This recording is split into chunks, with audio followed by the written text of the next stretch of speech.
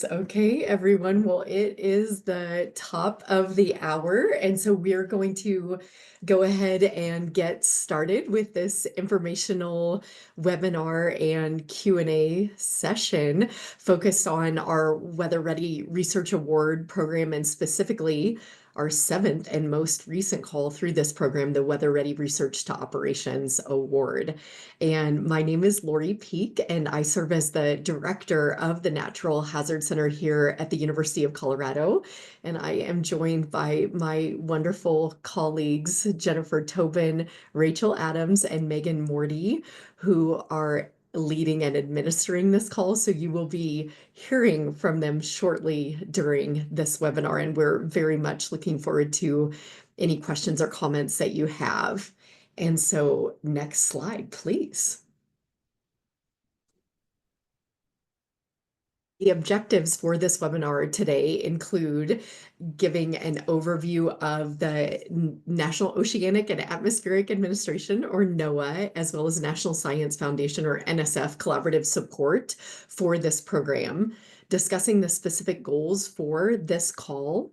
Then we will review the Research to Operations Award call for proposals and spend some time on that to make sure that everybody understands exactly what we're asking for with this special call. And then we'll discuss the deliverables as well as other key considerations that applicants will want to keep in mind. And then we will have plenty of time to respond to any questions, as well as to engage in discussion about opportunities for this call. And so to give a little bit of context, the Weather Ready Research Award program was established in 2019 and has been made possible with the support from NOAA, and specifically from NOAA's Weather Program Office, the National Weather Service, as well as the National Severe Storms Laboratory. And they have provided supplemental funding to the National Science Foundation, which has then supplemented our primary clearinghouse award here at the Natural Hazards Center. And to date, we have issued 7 calls through this program. And the initial call was focused on Weather Ready research writ large, where we were trying to attract a range of diverse proposals and to begin building this cadre of Weather Ready researchers in the social and behavioral sciences, as well as our partners from other disciplinary communities. Our second call actually focused on instrument and data publication, and then our subsequent calls have focused on specific hazards, including tornadoes, wildfires, inland flooding, and we actually have an open an active award right now focused on tornado ready research that researchers are currently gathering data for that call, and we'll have reports due soon. Now, our current call 7, that we are here to discuss today, is focused on moving weather ready research findings and data into operations. And Megan, thank you for putting the link for the program into the chat, which will be shared after this webinar along with the slides. Next slide, please. So we want to, before proceeding any further, acknowledge the NOAA program leadership, and especially Doctors Gina Esco, Allison Krepp, Cassandra Shivers-Williams, Jonathan Moat, and Castle Williamsburg. And most of this team has been with us from the very beginning of the initiation of the Weather Ready Research Award program. Some have joined more recently, but all have shared a collective vision for really wanting to advance social science-led research in the weather space that is problem-focused, solutions-based.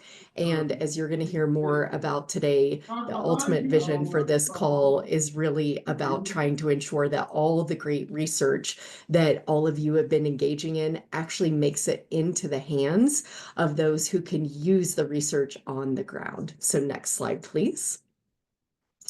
The purpose of this call of the Weather Ready program is to encourage previous and current awardees to extend and translate their original research into weather ready operations. And we really want to emphasize that unlike the other 6 calls that were open widely to the community, this call again is only open, as you'll hear more about, to previous award recipients, because if you could click, Jen, please. Our big goal with this call in particular is to ensure that the researchers who have been previously funded and have carried out novel and important research have the opportunity and the funding to move that research and the research findings into operations. And so what we put up here is a graphic, sort of a traditional research graphic that you might see in an intro to methods class at the undergrad or grad level, where we start at the research design phase, and all of you who are on here or are listening in the future during that research design phase, you wrote a successful proposal that was ultimately funded through the Natural Hazard Center. And then with the award funding, you and your teams collected data, you analyzed that data, and then you successfully submitted a final report to us here at the center, which was then carefully reviewed and vetted. What we recognized, however, when we were working with NOAA's leadership to envision this call, is that the missing gap is we know that most of you carried out this research and wrote the report in about 6 months. That leaves absolutely no time, and we also know no funding left available to take those findings that you finally were able to process through your report and actually develop partnerships and work with others who are on the ground, the emergency managers, the forecasters, the other practitioners who could actually use that research to move it into operations. So that is the ultimate goal of this call and why we want to put more funding on the table and also to give you some more time to do this work. Next slide, please. We want to, again, acknowledge that in addition to the researchers that were funded in call 1, call 3, call 4, call 5, or call 6, who were carrying out original empirical research, in call 2, again, we funded quite a large number of people who we were encouraging to publish their weather data and or specific instruments, so survey, focus group, interview guides, etc. And we think that as part of this call, that we are very interested in research teams that also may want to think about, okay, I have this data that's out there in the world. How could that data actually help a weather forecaster to make different decisions in the context of a particular hazard? Or how could this instrument actually perhaps be used in the context of in an operational setting? And so we just did want to note that, again, this call is open to those who carried out original research as well as those who published their data or instruments. And we want you to think big and to think creatively with this call about what you want to do with what it is that you learned or did during your initial program award. And so with that, next slide, please. And I'm going to turn this over to Jennifer Tobin now. And thank you, everyone. Hey everyone. Okay, thank you, Lori, so much for that wonderful introduction. Now I'm going to go into a little bit more detail just about what we're asking for the award. So like Lori said, the Research to Operations Award, it does live on our website, all of the details, which Megan dropped into the chat. It is not open to the public. It's just open to people who have previously awarded. So you can't find it by clicking through all of our tabs on our website. So please do bookmark the link so you have that with all the information. It's also in the email we sent out to everyone. The people who are eligible is anybody who has received an award in the past who completed all of their deliverables, and which means either you submitted a final report or you published your data and submitted the materials associated with publishing your data or instrument, as well as people who maybe are in the process of collecting their data and their research reports aren't quite due yet. And so everybody who has been awarded before is eligible, even if you're still in the process of publishing your final report. We do ask that applications must be led by at least one team member who is part of the original project. So somebody who was part of the project and followed it from the beginning to the very end of the project. We want someone who understands the entire process and was involved in the research, the entire trajectory of that project. But it doesn't have to have the entire team, just at least one of the people can be the PI on the new project.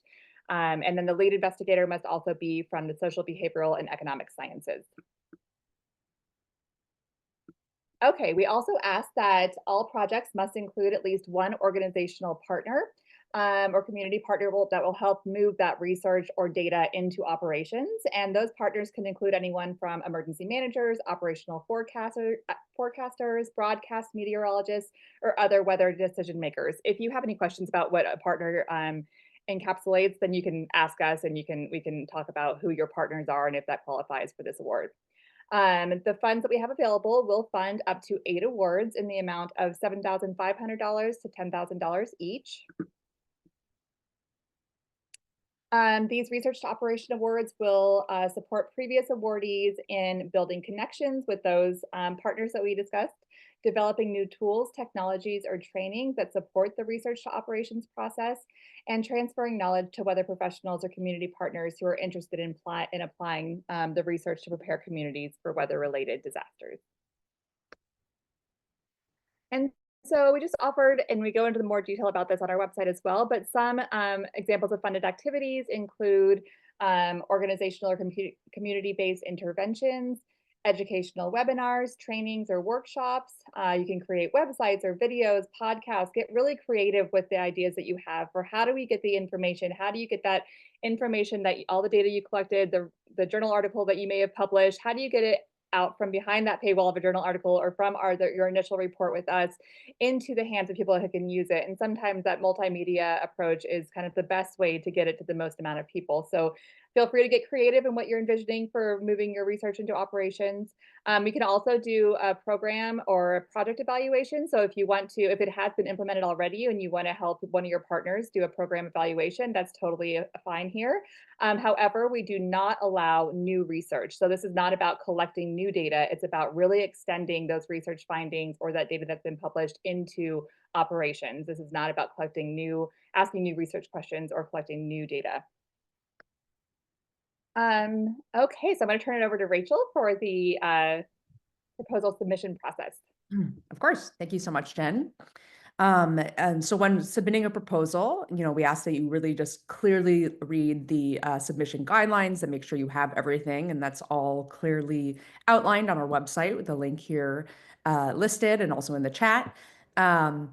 We ask that you fill in all the fields of the online submission form and also actually highlight the previous project that you were awarded by providing the URL for the published research report or the data instrument that the proposal was built on. And again, we know that many of you are still in the midst of doing your research, but will be able to, publish your findings either in a report or through publishing the data before May 2025. And if that's the case, then please just provide a date that your deliverables are due.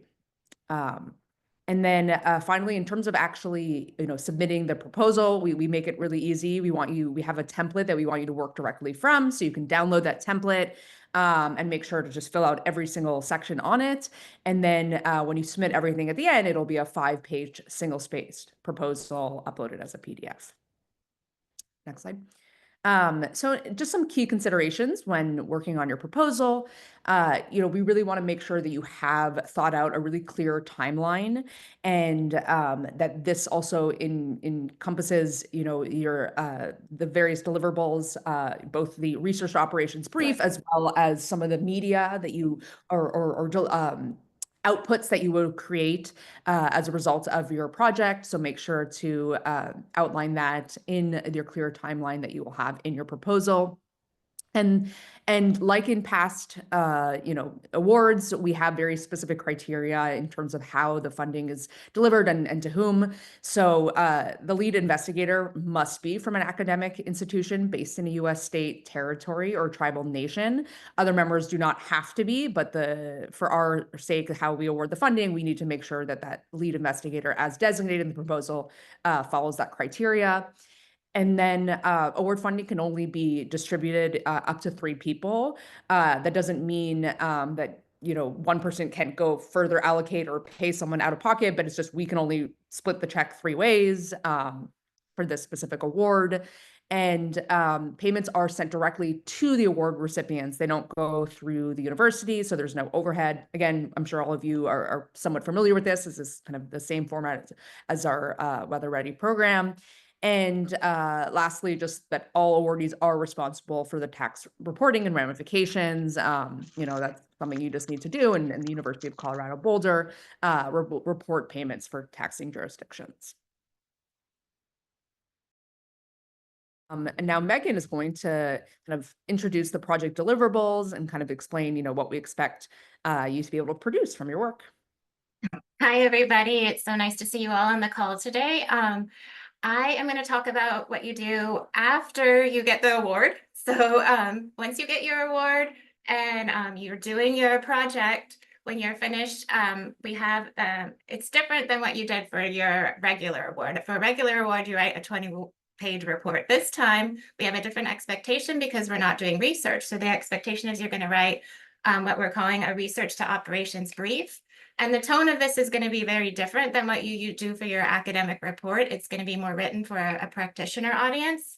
And it's a 3-page brief that describes your project, kind of the background, why you decided to do this, who you were working with, who that community partner is that you're decided to work with, and then your big outcomes, you know, the activities that you did and the outcomes that you achieved during your project.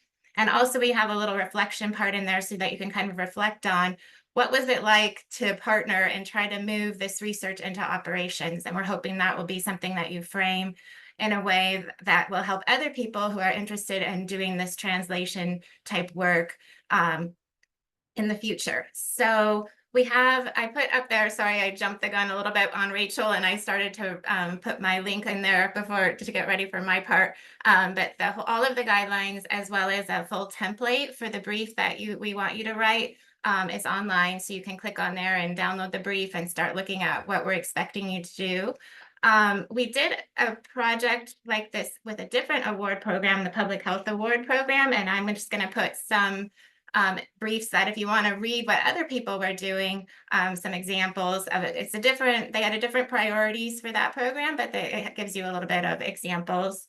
And then the other part of this, which can be tricky and which we struggled with during doing the public health program, is we don't only want the 3-page brief. We also want an example of project materials that you would be willing to share publicly. So this will really vary depending on what your project is. So we can't tell you exactly what we want until you actually develop your proposal and start developing your project. So for example, if you decide to do a webinar for your deliverable or for your project, we would like to see maybe a video of that webinar if people who participated in the webinar are willing to share it publicly. If you did a training, maybe you could share a training manual. There's it will vary. And after you turn in your brief, yes, Lori also put that we would love to see lots of pictures, so and videos and anything that you can do to like make it more publicly, make it more attractive and more engaging for readers. So yes, please, we have that. You'll get lots of emails from Rachel and I saying, please send your pictures or your videos or whatever you have.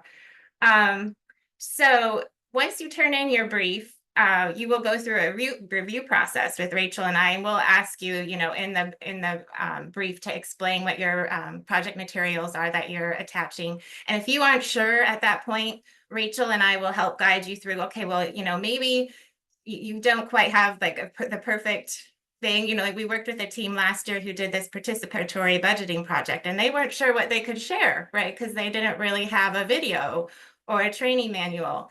But what they ended up sharing was like their whole project planning process. And that was something that other people could use, as well as the promotional materials they used to get that project off the ground and to let the public know about it. So they shared all of that. And that is something that other people who might be interested in doing a participatory budget project could download and then say, oh, I'm going to do this same project plan and then recreate it for my project. So that's kind of what we're looking for. And we're really looking forward. This is exciting for us because we love to see the different ideas and the creativity that everyone comes up with as far as what they can share.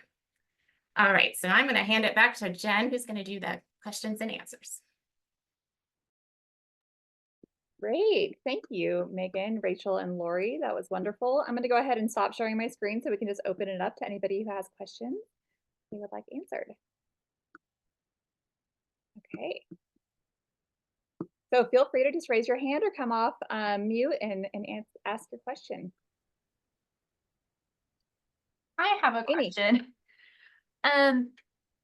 How I know that the brief is due no later than September 17th, correct? Is there any flexibility on that due date? Because we are looking at incorporating curriculum into some classes, and I'm not sure we can incorporate it into the spring semester, so we'd be forced to incorporate it into the next fall semester. And there's just no way we could get it all done by September 17th. If not, we have a backup plan, but I thought I'd ask. Yeah, I think that's totally reasonable. This is a deadline we'd like to meet, but we're not super strict on this deadline for you. If we can see Okay. that you're developing a plan to incorporate it into your classroom, if you can't get us that final deliverable until December when the semester's over, I think we can totally accommodate that. Okay, perfect. Thank you. And I love that idea. Amy, you're like the student in class who just asked for the extension, and the rest of the class is all like, yes. But that is a great question, and we actually do have some flexibility with this, and we would much rather have a great project. And so that was a great lead off question, because we would much rather interchange with each of the teams to figure this out and get the best proposals possible. So yeah, thank you for asking. Perfect.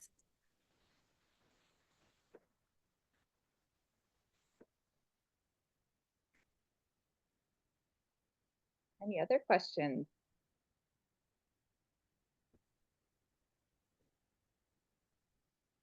Or is there anything from anyone from NOAA who wants to jump on maybe and share any additional thoughts or ideas? I threw in the chat, just so you know, Castle's request a while back was if they develop a tool or an app, can you please share the code of that tool or app as well? So we're very interested in being able to build on and use anything that's developed for practitioners. Yeah, thanks, Jen. Hi, everyone. This is Allison Krupp. I'm the Social Science Program Manager here in the Weather Program Office. So really nice to be on the call, and thanks so much to Lori and all for inviting us in. And I think really I would just offer my motivation and encouragement, to be honest. I think this is a really unique opportunity to build on a foundation of work that this program and this call has created over the last really exciting period of time. And so often, and Lori or Jen, I'm not sure which, you all touched upon it. When that award period comes to an end, what happens? Right? This particular competition is an opportunity for us to address that, particularly at a time when we are looking at how is our research being transitioned? How is it being applied? How is it being useful to society? So I really applaud the group and the potential applicants for being able to take this model of a competition on and how we support research more holistically as a community. So just, hats off. I'm very excited to see where this goes. And thanks so much for welcoming us in. Thank you, Very Allison. nice. I wonder, thank you so much, Allison, and just thanks again to the NOAA team for the great vision and perspective. And a few of the people on this call have been championing this idea for quite some time, because as Allison said, it really is, there's such an investment in getting the research done and getting the report in and so forth. But then it's like, really the ultimate goal is making sure that that research is used. And so this really is such a novel and important and exciting opportunity. So again, thank you to NOAA for championing this and believing in it and truly bringing us full cycle with these awards. And I just wanted to say too, now I'm going to try to buy a little bit of time, because one of our participants on the call is in transit and would like to ask a question in a couple of minutes. But we know that several people who might apply for this award, they're going to view this webinar later, because we realize this has come at the end of the semester. And so I actually had two other things that I wanted to bring into the room that I thought worth talking about. So the first is, I hope that Jen and Rachel and Megan could say a little bit about the review process and how these reviews are going to work. So we put that deadline up there, but I'd like to hear a little bit more for the purpose of our potential applicants about the review process. And then I'm going to put Megan and Rachel on the spot and ask them to maybe share a little bit more about some of those community engagement activities. That is, Megan gave one really good example, but maybe if you could give just a couple of other examples, things you really liked in working on the community engagement briefs, which, as Megan mentioned, they aren't exactly the same as this, but they did provide some inspiration. So maybe let's start with the review process, and then we'll talk about a few more examples and buy us just 3 or 4 more minutes. Thank you. Awesome. Thank you, Lori. So the review process goes as follows. So you'll all follow all the guidelines outlined on the webpage, and then you'll submit a proposal submission form where you'll answer questions, and you'll use the we have like a narrative template for your proposal, and so you'll fill that out and you'll submit it. And then once we get all the submissions in on the due date, we will internally review them with the Natural Hazard Center review team. And so every proposal will be reviewed by 3 of our team members, and then we'll gather all that information and send it to NOAA and have them do a final review of our top candidates. And then we'll come back and let everybody know who was awarded. And so that's on the front end, the review for the proposals. And one thing I'd add to that beating the nail on the head, that the first thing that Jen actually does to the point about read the guidelines that Rachel emphasized and use the template, is that Jen does a first pass of every single proposal to ensure that all of the criteria for the proposal have been met. And you will see on the website that, you know, we're really serious about the due date, and we do adhere to the due date. Amy, while we have flexibility on the back end for due dates of your deliverables, for equity considerations and so forth, we do not grant exceptions in terms of late submissions. That when that deadline comes and goes, we are serious about that. And then again, Jen uses the first day after the due date, and she does that first pass to make sure that all of the criteria have been met. And then members of our team, as Jen said, we actually collect 3 reviews, for internal reviews here at the Natural Hazard Center, from experts in social science, public health, interdisciplinary studies, who are going to do that first review. And then, as Jen also noted, we work very close with NOAA, who are also all social science experts, but bring in that additional perspective of, could this really be useful? And one of the things that I hope, if you've ever been turned down by us, that we are really, really committed to, regardless of whether you win the award or you don't win the award, providing that comprehensive set of reviews, because we want to make sure that everybody receives that feedback. And again, we've learned a lot from working with our federal partners that's helped us to give a better review and so forth. And so anyway, it's a great process, and we do it really quickly. And so you're going to find out the award decision, Jen, you say this, but I think within 5 to 6 weeks. Yeah. And also the proposals are due on February 7th, just to mark that date in your calendar. Nice. And Megan and Rachel, I'm still going to put you on the spot, but before I do that, I see that our partner in good research, Treble, has now reached destination. And so would you go ahead and ask your question? I have, yes, thank you. Hi, I'm Karis, and I am probably today or tomorrow going to submit that research report, and trying so hard to make it shorter for you all. You've been very patient with me. Yeah, just really excited about this call. There's a couple of different directions that our team could go in to operationalize the work that we found. I'm sorry about the noise. Can you still hear me? Yeah, Okay. Karis, you sound great. Great. So one direction is in creating that would sort of close the gap that we found between like people being able to document their own flooding impacts and current paywalls on mapping apps, to get that information to the towns and to the state in a way that wouldn't require local town road crews to do all the work. So sort of that community engagement, we would put together a training, build the app, the estimate for the app from our tech people is $8,000. So it's doable within this budget. But I'm not sure if that's the best way to go, or if there's a different direction we could go to build out other partnerships with, we have connections at Vermont Emergency Management, and we have the connections at other institutions in the state, Middlebury, UVM.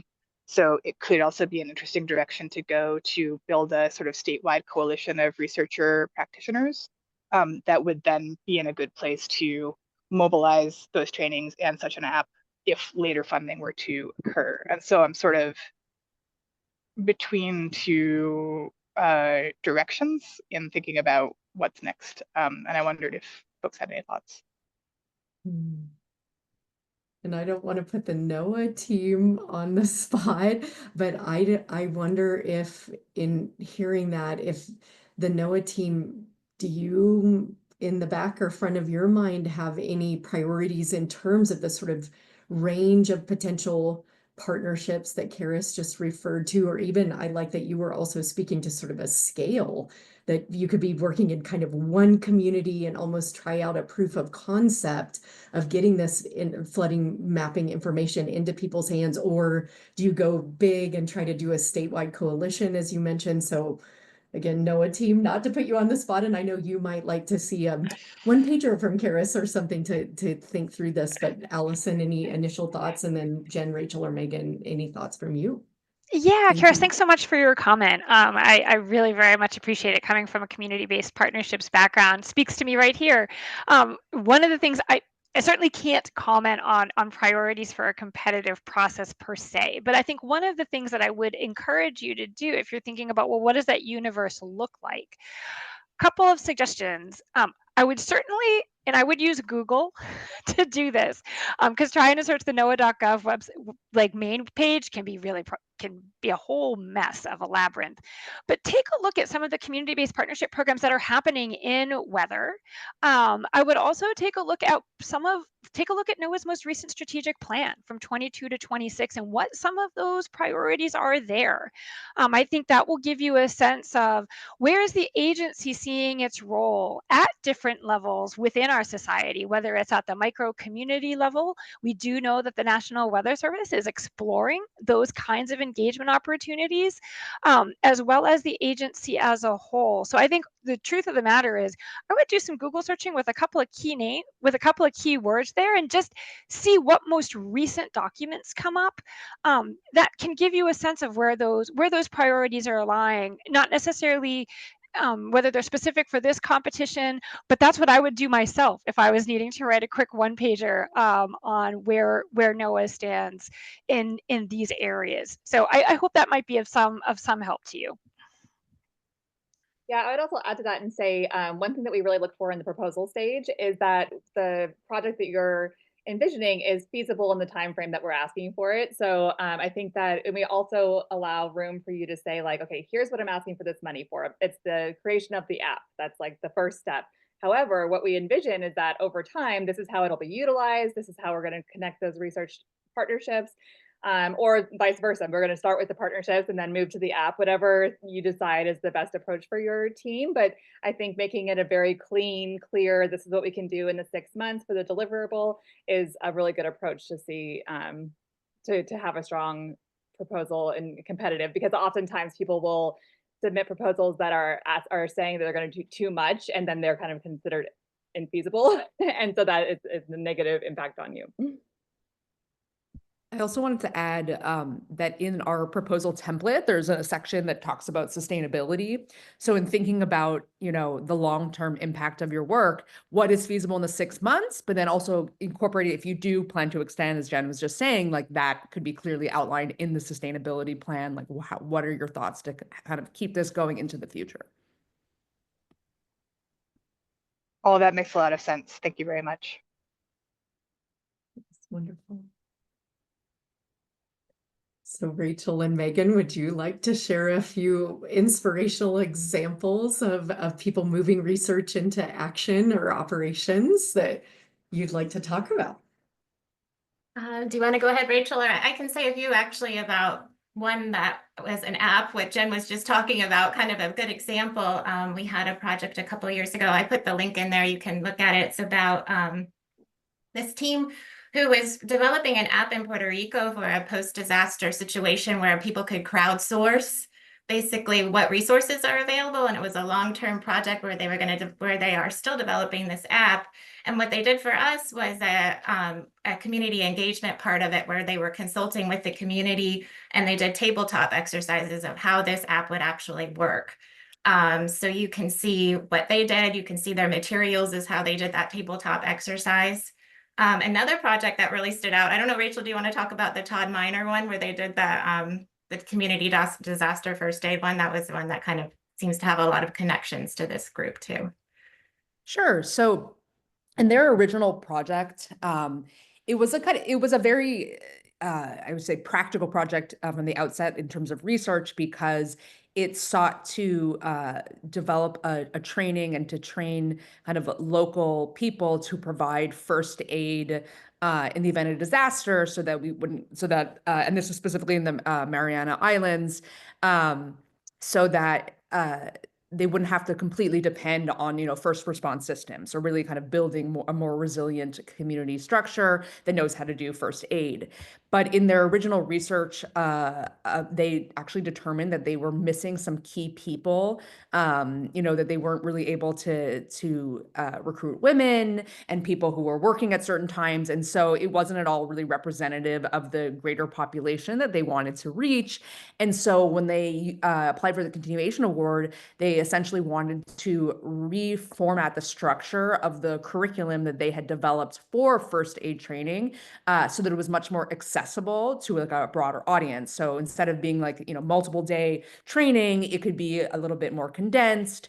They would reach people in different ways. And so kind of learning, it was almost like they took the lessons learned from their original research project to adapt a curriculum so that they could truly have a wider reach in terms of who they could actually train. And some of the outputs specifically that they had was this newly developed curriculum that was really based on the research findings from their original work. Mhm.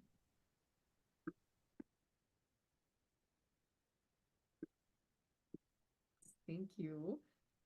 So we'll give it the 10-second rule, see if anybody has any other questions or comments. Would you come off mute or raise your hand if there's anything else you'd like to say? Hey, Lori, I'll come off mute for a second. And I'm gonna make a liar out of myself really quickly because I'm gonna put in the chat actually a NOAA webpage. Despite my advice earlier of using NOAA and key search terms on Google can be more effective in connecting you with information sometimes. But for those of you, especially if you're thinking about continuity and connecting your project with state partners, community partners, if you're not familiar with NOAA in your state, and I'll put the webpage in here. It is something that NOAA keeps updated, and it is a listing of all of the NOAA facilities that exist within all the states and territories around the country, and it can be quite comprehensive. So perhaps maybe you have a project and a good community. You might not have ever worked with a research reserve, for example. There's 29 of them around coastal states in there. But where we have facilities or partners working, this can be a good resource if you're thinking about who might I connect with, where might I provide that extension for when my project is coming to an end, or working with through your project to give it that extended life. So that's something that I think folks might be able to use as a resource that actually is coming off of the NOAA.gov website. And I also dropped our email address in the chat box. So if any of you have any questions as well, or have you want to just like run ideas past us as you're developing your proposal, please feel free to email us at any time. We're happy to answer questions.